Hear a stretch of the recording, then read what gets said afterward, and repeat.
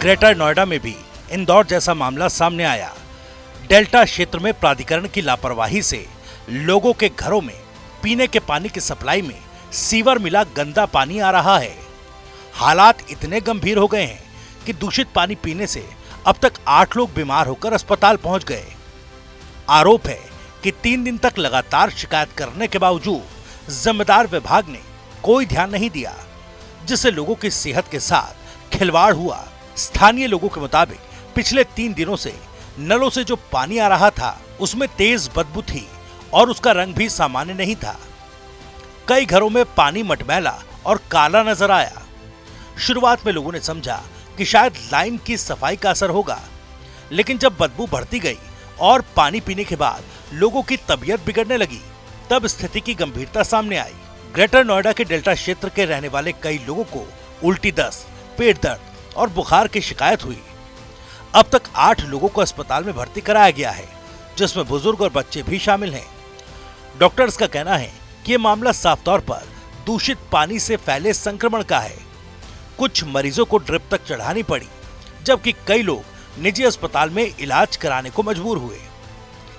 हमारे यहाँ पिछले 3 दिनों से इस पानी की बड़ी प्रॉब्लम हो रही है, क्योंकि इसमें जो वाटर लाइन में ये जो सीवर का पानी मिक्स आ रहा है, इसके लिए हमने प्राधिकरण में कई बार शिकायत करी।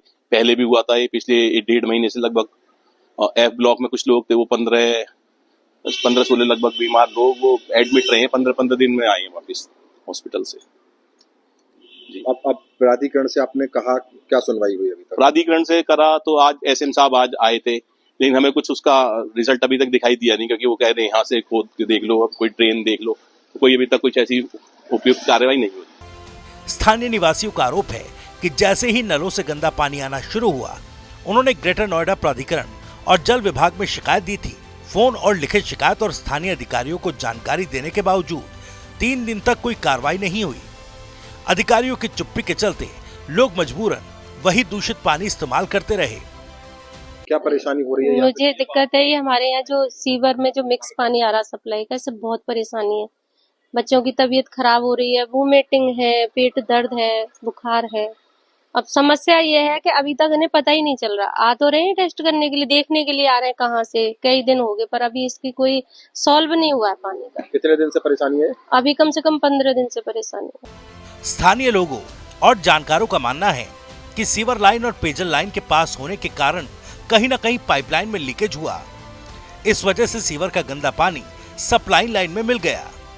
ये कोई पहली घटना नहीं है। इससे पहले भी ग्रेटर नोएडा के कई सेक्टर्स में इस तरह की शिकायतें सामने आती रही हैं। 3 दिन से घर में पानी जो आ रहा है ना सप्लाई का, बिल्कुल पीला ऐसा आ रहा है, गंदा पानी सीवर का पानी मिक्स होके आ रहा है। तो इससे बीमारी हुई है? कुछ बीमारी हुई है, घर में बच्चों के हुए हैं, जैसे दस्त लग गए, दवाई दिलाई है उन्हें। कुछ लोग अस्पताल में भर्ती हैं क्या? यहाँ से कोई अस्पताल में क्या, अभी तो लोग बाग जो है और भी हमारे गली से जो है ना वो दिखा रहे हैं, डॉक्टरों को दिखा के दवाई ला रहे हैं और खा रहे हैं, लेकिन अभी 2 दिन में पता लगा है कि बहुत तेजी से बढ़ रहा है ये जो घरों में भी इसी पानी की वजह से ही है। नहीं और गलियों में नहीं है, हमारी में ज्यादा है।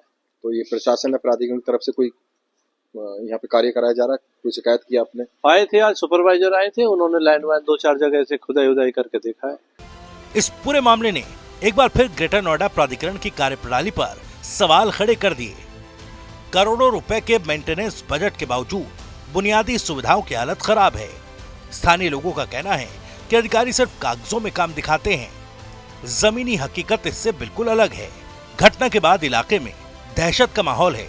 लोग अब नल के पानी का इस्तेमाल करने से डर रहे हैं और बोतल बंद पानी खरीद कर पीने को मजबूर हैं। ग्रेटर नोएडा से नदीम सैफी की रिपोर्ट।